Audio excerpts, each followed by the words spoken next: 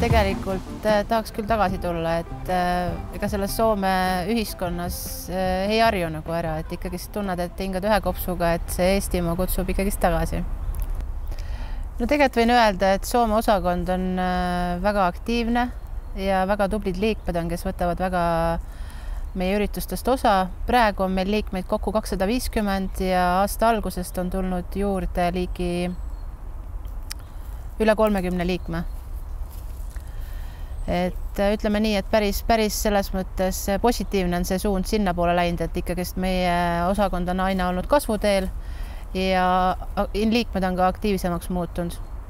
Et meil toimub iga kuuga läbi videovahenduse Zoom videokoosolekud, kus me siis hoiame oma liikmetega kontakti, kes elavad ümber Soome, kui kõigil ei ole võimalik kohal ka tulla aktiivsetele üritustele.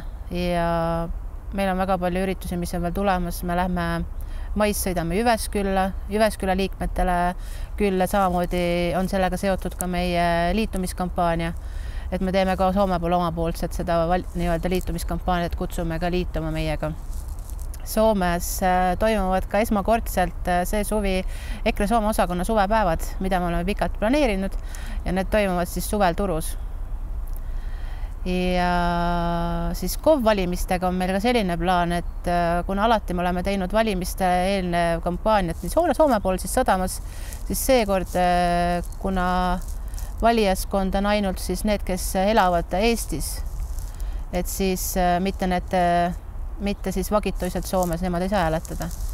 Et me tuleme nädalaks nii-öelda Eestisse oma bussiga, me teeme nii-öelda rändtuuri mööda Eestimaad, et me teeme ka, aitame Eestis EKRE-l seda KOV-kampaaniat teha.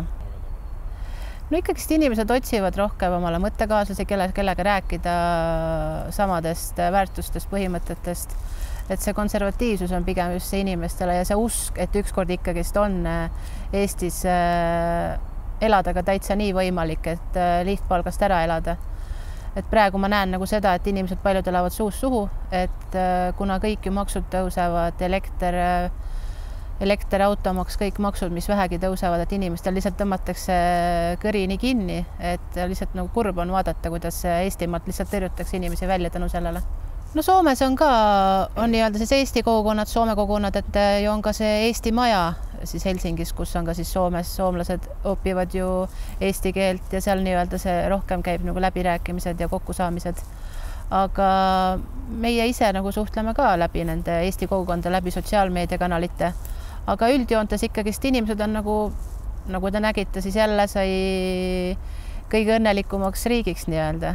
Kuigi tegelikult välja võib-olla paistab, et on õnnelikud, aga tegelikult neid probleeme on päris palju. Samamoodi ju tegelikult Soomes on ju see kõik maksud, mis on praegu ka tõusu poole ja veromaksud, kõik need protsendid on ikkagist väga kõrgele nagu läinud, et inimestel on ka siinpool raske. Aga ikkagist, kuna ju Soome kunagi, kui astus selle sotsiaalhartasse, võttis vastu selle asja, et inimesed, kes käivad tööl, saavad kas või miinimumpalka, siis ta suudab oma arved maksta, oma kommunaalkulud ja peretoit üleval, siis tegelikult Eesti seda ei teinud too aeg. Et tänu sellele muidugi on inimestel on ka hea, et nad saavad ära elada, aga muidugi tekib ka siin koha peal see, et kas siis on liiga mugav inimestel, et kui liiga palju neid toetusasju makstakse, et kuidas niipidi ka inimesed tänu sellele muutuvad liiga mugavaks või tekivad depressioonid või muud asjad, et see on ka jälle teistpidi vaadates nagu teistmoodi. Eks siin tõesti, nagu ka Merliin ütles, et võõra kultuuri keskel elada ei ole nii mugav kui oma ja siin elades saadki aru, mis on oma kultuuri, oma juured ja eks need mõtted käivad ikka peast läbi, et tulla Eestisse tagasi. Samas nende sissetulekute poole pealt vaadates tundub raske variant, aga kindlasti, mis on see, et kui EKRE tuleb võimule, siis me oleme kohe tagasi. Sest see, ütleme sest EKRE, kui ta oli 2 aastat valitsuses, ta näitas, et on võimalik ka Eestis normaalselt asju ajada niimoodi, et inimesed ära elaks. No Soomes on valimised, päris valimised, paberlipiku peal, keegi e-valimisi ei korralda. Korra nad siin 2 korda isegi on mõtelnud selle peale, aga ikkagi on selgunud, et e-valimised ei ole turvalised ja nad ei kasuta seda. Ja valimised on korraldatud hästi, et kohalikud koolid või kus nad oma valimisjaoskonnad püsti panevad, sinna saab minna valima ja teha oma valik lipiku peal. Aga ütleme niimoodi, et kui ma eelmised aastad olen käinud ahnelt valimas, siis see aasta ma mõtlesin nagu seda, et ikkagi me oleme siin riigis külalised ja tegelikult peaks kohalik rahvas otsustama, mismoodi siin riigis elatakse. Ja ausalt öeldes selle järjekorras kui me käisime meile valimas, siis selle järjekorras ma mõtlesin, et miks ma siin olen, et tegelikult on see nende maa ja nende otsused, kuidas siin elatakse. Võib-olla jah, mis siin nagu mulle paistis silma just selle kampaania suhtes, et just need plakatid on ja tänavatel, et isegi sul kodukülas siin head maja peale ei ole pandud, et kõik on hästi tihedalt sul näos need plakatid. Et see on nende nagu kultuuris hästi siuke plakati reklaam ja muidugi sotsiaalmeedia kampaania ka ma ikkagi nägin, et Perussoomlased ja Vabaduse Liit, et TikTok ja muidugi sotsiaalmeedia erinevates kanalites, kus nad siis neid postitusi teevad. Muidugi siinkohal nende tulemustega seonduvalt sotsid muidugi võitsid. Selle üle ma üldse ei imesta, sest tegelikult enamus soomlasi ikkagist on nagu sinna vikerkaare ja homode ja kõige muude sellega seonduvalt hästi multikulti, et see on juba ammu teada. Aga see, et nüüd perussoomlased ehk põlissoomlased said nii vähe hääli, nad kaotasid ju ligi 700 häält nii-öelda siis kohalikes omavalitsuses jäid kohtadest ilma, et see tegelikult näitas tegelikult seda, et nad tegelikult eelmistel valimistel petsid oma valijaid. Nad tegid tegelikult väga palju valesid otsuseid, mis tegelikult oleks võinud teistmoodi teha.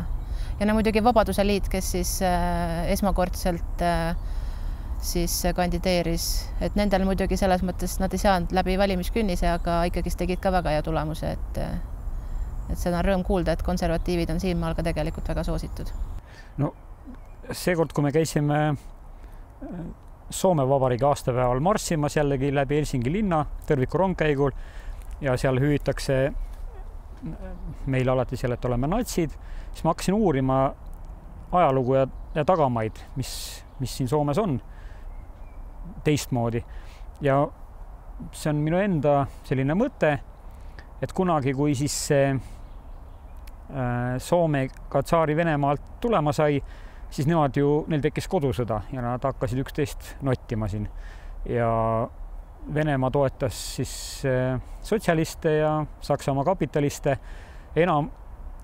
Suurem osa võitjaks tulid kapitalistid, valged ja punaseid notiti rohkem maha. Ja ma nüüd mõtlesin selle peale, et kui meie oleme elanud 50 aastat Nõukogude Liidu all ja me teame, et punased ei ole positiivne jõud, et sotsialistid on ikkagi sotsialistid, siis ütleme Soomel ju see kogemus puudub ja siin selline tõrjumine sotsialistide suhtes ei ole DNA-s sees. Ja teisalt ütleme see, kui nüüd tulla sellise vikerkaare kultuuri ja üldse sellise mida sotsialistid propageerivad, siis ka Soomes ma olen sellest nagu aru saanud, et neil on see teistmoodi, et mul oli ülemus, kellega ma suhtlesin sel teemal, ütlesin, kuidas te nüüd sinnamaale jõudsite, et mehed võiks abielluda, et kuidas see teie pähe mahub. Ja ta alati niimoodi raputas pead, jälle sa küsid ja jälle sa kuidagi. Ja ma ei saanud sellest kehakeelest aru, miks ta niimoodi mulle vastab või ütleb. Aga alles hiljuti ma olen sellest aru saanud, et nemad suhtuvad nendesse inimestesse kuidagi, kuidas nüüd viisakalt öelda, eks ole, et on sellised inimesed, kellel on mingi mõte peas, mis ei ole päris selge mõte, okei mõte, aga nad nagu lasevad neil olla, kuna neil on niikuinii selliseid inimesi siin päris palju, kes ei ole sirge mõtlemisega. Ja see on kuidagi nagu selline suhtumine nendesse inimestesse, et las nad olla. ja tegelikult ütleme, kui sa võtad Soome ühiskonda, siis siin on heal järel majandus, tööstus, nad tegelevad väga mõistuspäraselt päris asjadega, mis on päris asjad. No sõjahüsteeriat nagu väga ei ole nii nagu hullult nagu Eestis on ikkagi praegu vaatan Eesti uudistes, et see on ikka täiesti nagu ulme vaadata lihtsalt, et kuidas inimesi hirmutatakse iga asjaga, nagu hoitakse hirmul oma kontrolli all. Et siin õnneks seda hirmu nagu väga ei tekitata inimestes. Muidugi rohepööre on Soomes on alati number 1 kohal, et seda ikkagi nagu noortes on hästi populaarne see roheteema, et on ja. Aga jah, seda hirmutamist, seda nagu õnneks siin ei ole, seda ma tunnen ikkagist vahet, et see Eesti poole peal on ikka täitsa kreisiks ära läinud, et inimestel ei lasta nagu rahus elada. Ja selle rohepöörde koha pealtki on ka sarnane, minu vaatevinklist selline sarnane lugu neile, et nad tegelikult toodavad oma elektri tuumaenergiast ja päris asjadest, mis tööstusele vaja on. Ja loomulikult on siin suvilaid ja paat ja kesamökkeid, kus on arusaadav, et on päiksepaneel või väike propeller kuskil. Ja loomulikult on ka siin neid tuuleparke, aga jällegi, nii nagu mina olen asjast aru saanud, siis seda tehaksegi teatud inimestele, kelle mõte ei ole päris nagu sirge. Neile näidatakse, et me toodame kõike roheliselt, aga tegelikult on tuumajaam, mis lükkab voolu sinna kaablitesse. Aga nii palju, kui ma Facebookis olen teinud sellist küsitlust, et kui inimesed võtavad oma võrguarve ja elektriarve, siis see 20 senti kilovatt tuleb nii siin kui sealpool minu arust enam-vähem selleks hinnaks. Vaata, see on nüüd see küsimus, mis oligi umbes 2 kuud peale Soome kolimist. Ma enam ei vaadanud bensiini hinda ja elektri hinda, et kui see palgahind on või palk on natukene kuskilt proportsioonist üle, siis sa enam neid hindu niimoodi väga pingsalt ei vaata. Ilmselgelt on ta siin odava. Üldjoontes, kui mina olen nagu lugenud ja vaadanud, siis üle TV on ja sealt räägitakse siis põhiline on sõjateemad ja siis ja õhukaitse ja kõik sellised teemad. Üldjoontes nagu uudistes väga ei kajastata, aga sotsiaalmeedias rohkem on nagu siis tagasisidet rohkem kuulda. Just see Twitter ja TikTok ja sellised asjad siis, kus siis saab nagu rohkem teada. Soomlased on selles mõttes nad on asjalikud inimesed, nad on oma elu asjalikult korraldanud, neil on kõik olemas, vanurid on hoitud, inimesed on hoitud, neil on võimalik normaalselt elada, miks mitte olla õnnelik, aga seda õnnelikkust muidugi, et nüüd vaadata Soome sõpru ja näha, et nad on õnnelikud, see Soome kehakeel on nii teistsugune ja kuigi arvatakse, et Soome ja Eesti kultuur on lähedane, siis mina isiklikult ei ole nagu sinna sisse suuminud. Pigem kui siin Soomes ringi vaadata, et ma saan mõtelda, et kõik on hästi õnnelikult tore, sest tegelikult ongi see keep smiling on just igal pool.